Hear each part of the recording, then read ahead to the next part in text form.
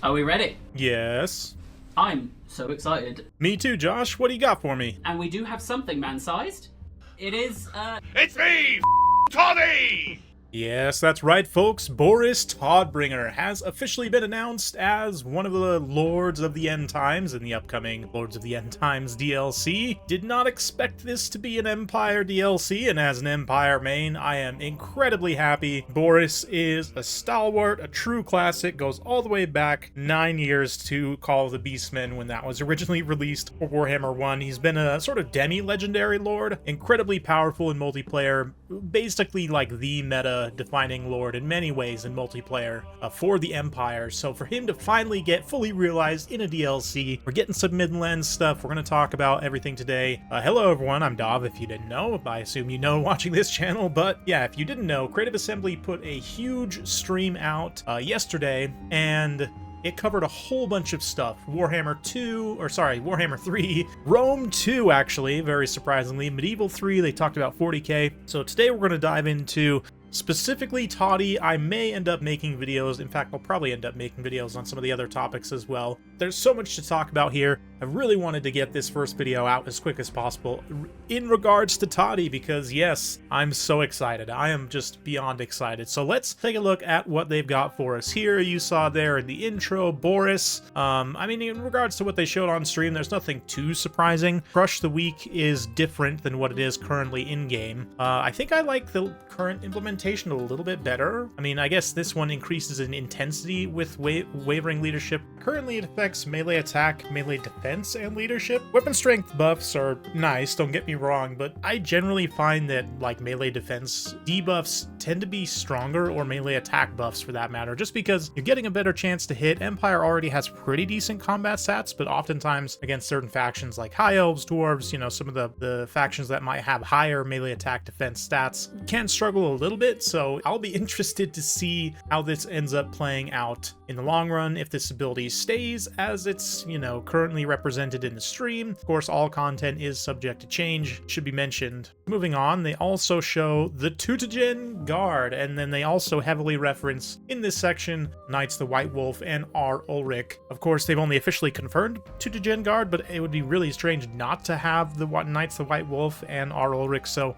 we can probably expect to see them, but the TODDY themselves seem to be an elite infantry, sort of on par with something like cut above greatswords, maybe something like, you know, Marauder Champions, Zargard, Chosen, somewhere sort of in that range. They do have, of course, Crush the Weak. They've got great weapon strength, really good melee defense for a great weapon unit. Not the greatest melee attack in the world, though, which is pretty interesting, and also not the greatest charge bonus either, again, for a great weapon type unit, but Armor Sundering, some synergize with some other units, especially your non-AP like Knights and stuff. Speaking of which, we do also get a preview of the Knights Panther. These are going to be anti-large, juiced-up Empire Knights. Their stats are kind of crazy here, honestly. If we take a look at their stats versus Reichsguard, they are a cut above in basically every single way, which makes me wonder about where the tiering of these guys is going to land. Will they be like maybe even more expensive than Knights of the Blazing Sun? Are they going to be encroaching even on Demigryph Knights territory? Maybe Demigryph Knights get a tier buff and are more of like a tier 5-6 cavalry basically, whereas Knights Panther might sit more, I guess, tier 6. These guys might sit more in that tier 5, depends on how you really define things, but yeah, maybe putting Demigryphs more into the super elite and kind of slotting the Knights Panther into more of an elite. It is interesting. They do have very good stats. Again, everything's still a work in progress, so I'd imagine these might get nerfed before release, sort of fit them into a certain cost bracket, but definitely very interesting and cool to see. Love me some more variety of Empire cavalry. They also show off these teaser images here. A lot of people have said this one looks like Warhound Collar, maybe, and I think that's a pretty good bet. A lot of people have speculated that Warhounds should come alongside any Ulrich in DLC, so I think that's great. Fast attack, kind of mobile unit for the Empire, not something they currently have, so would definitely fill a roster gap. This one, to me, looks like a section of, like, Volkmar's cart or the Luminarch, which there is currently one battle wagon missing for the Empire. Magic wagon, I should say. It is the Celestial Hurricanum, which is sort of like a little little bit like the compass for Cathay, wherein it has some bound spells and can kind of do some damage. I think it has some passive buffs as well. This one here, someone on Discord, I wasn't sure, but someone on Discord pointed out that this is a part of our Ulrich's model, so it does seem to confirm he'll be coming, probably as a legendary hero. Very cool stuff. And of course, as a bonus, we get Angry Tom in custom battles, and I assume he'll be available in multiplayer as well as a voice actor. So for those of you guys, again, living under a rock, you don't know the It's Toddy meme, Angry Tom from the Yogscast. It was years ago that he did a stream basically dressed as Toddy, and anyway, he's now been invited back to be sort of a bonus hidden secret voice actor. I guess not really hidden or secret, but bonus voice actor for Boris Toddbringer, which is just absolutely fantastic. Super cool to see Creative Assembly really embracing the community and the meme in that way, and yeah, definitely a lot to be excited about on that front. Of course, Creative Assembly, that wasn't all they talked about with Warhammer 3. They also did detail a little bit more about Bhashiva, who is coming probably soon. I don't know, we'll see. Looks to be in a pretty advanced state of development based on what they showcased here. Bhashiva will be an infantry combat character for Cathay, it looks like here. We don't know, I don't think there are confirmed any mounts. Just as her stats are presented right here, relatively light armor, but very fast, great combat stats overall. Armor piercing, anti-infantry, flaming, magic damage. She's got some decent passives as well, and very cool animations, sort of teleporting around. That Heaven's Gate ability, as they'll show in just a minute, is an actual teleport, which are pretty rare. I guess technically, what does the Dreadmaw technically have? A kind of a teleport, but Bhashiva having one is great. I have to double check. I think there are some other mechanics actually from tabletop that enable teleports that are currently represented as other things, like Skitter Leap, for example. Skitter Leap in tabletop allows you to teleport a unit across a battlefield. Currently, it just gives stock and unspottable. Now, granted, the teleports we have is a unit just teleporting itself. A unit teleporting another unit using a spell or an ability is something else entirely. Hopefully that's something that can be realized in Total Warhammer at some point. But regardless, Bhashiva looks very cool, very flashy. Should be a nice addition to Cathay. I don't know if she'll be super meta by any means, but fast infantry combat lords can sometimes be quite nice. Her passive, she shares with her Tiger Warriors, the Ferocious Ambush passive, once every 90 seconds for 20 seconds. When you're charging, you get charge speed, charge bonus, and devastating flanker. And I'm assuming the Tiger Warriors will all be infantry, so this should be very interesting. I'm assuming they're going to be like shock infantry, maybe dual hand weapons. Not sure if we'll see any other variants. I'd imagine it's not just going to be one lord and one unit, right? So there probably are some other units coming with it. We'll see. I'm not 100% sure yet, but regardless, having a sort of assault infantry, right, like an attack infantry for Cathay will be really nice to have. Obviously, it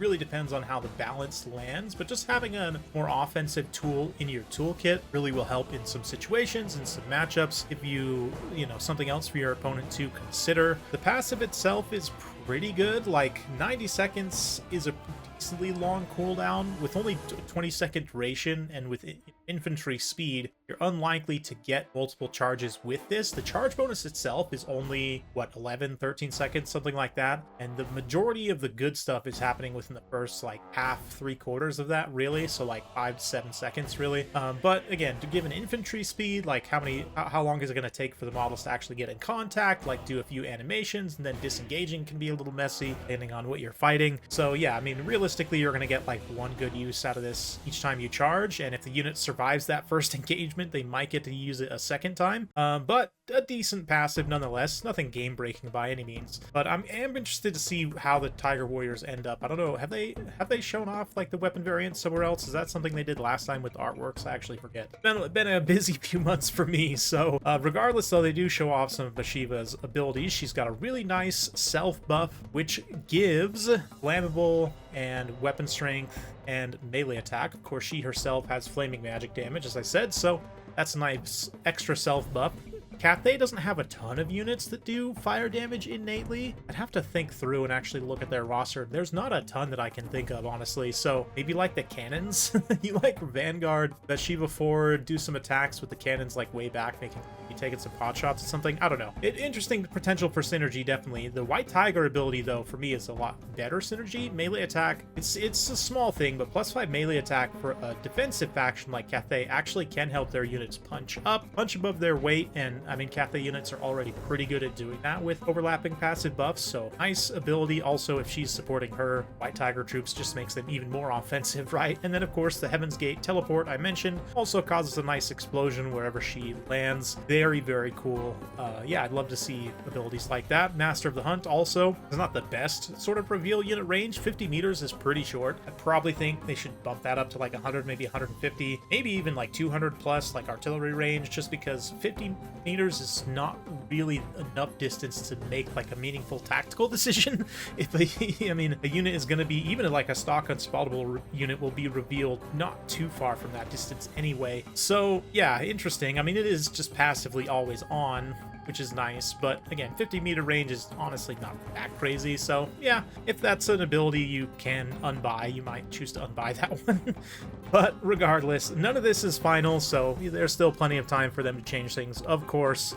That about wraps it up for Total War Warhammer for today. They did also show a little bit on the Siege rework. They're implementing Rome 2 style siege ladders. They're similar to siege towers, except I think what they can't be destroyed. And you just push them up to the side of the wall, and then your units climb up the side. They have a lot more space for units to climb, and they will be replacing the quote-unquote pocket ladders, right? You can decide for yourself what pocket they're carrying it in, but pocket ladders will be available still as a toggle option for those who prefer that.